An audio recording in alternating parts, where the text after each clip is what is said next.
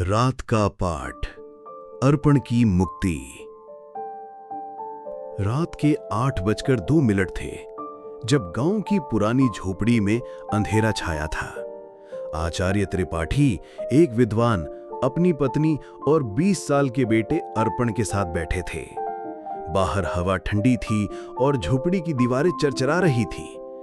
आचार्य दिन रात ग्रंथ लिखते थे, पर अर्पण पर ध्यान नहीं देते थे। पत्नी ने चिंता से कहा, आचार्य जी, अर्पण बिगड़ रहा है, उसे समय दो। आचार्य बोले, मेरे पास ज्ञान के लिए ही समय है। अर्पण मां के लाड़ में गलत संगत में पड़ गया, जुआ और शराब की ओर। एक रात वो चोर दोस्तों के साथ मंदिर में चोरी करने गया। पहरेदार ने उन्हें पकड़ लिया और गांव के अनौपचारिक दरबार में पेश किया। ये चोर हैं, भीड़ ने चिल्लाया। अर्पण का डर बढ़ा, क्या होगा? खबर आचार्य तक पहुंची। पत्नी रोई, उसे बचाओ वरना मैं जी नहीं पाऊंगी। आचार्य ने कहा, मैं सिद्धांत नहीं तोड़ूंगा। पर पत्नी की जिद पर वो दरबार गया। वो नाबालिग है, क्षमा करें। आचार्य ने हाथ जोड़े। भीड़ ने ताने मारे, आचार्य का बेटा चोर। अर्पण छूट गया, पर उसकी आदत नहीं गई। उसने आचार्य की किताबें बेच दीं। एक दिन आचार्य ने पूछा, मेरी पोथियां कहाँ हैं? अर्पण लापरवाही से बोला, बेच दी घर साफ करने को। आचार्य का दिल टूट गया और बीमारी ने उन्हें जकड़ लिया। पत्नी भी कमजोर पड़ी।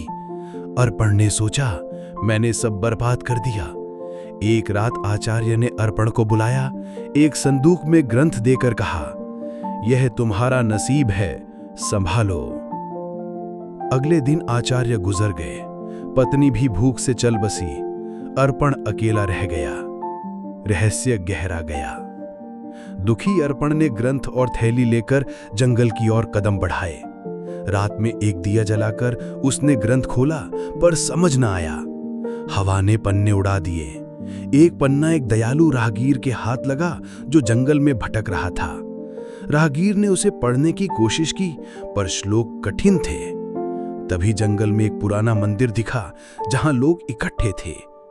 किसी की बलि चाहिए, पुजारी बोला। राहगीर डर गया, पर उसने पन्ना दिखाया। पुजारी ने पढ़ा, झूठ मुसीबत लाता है, दया जीवन देती है।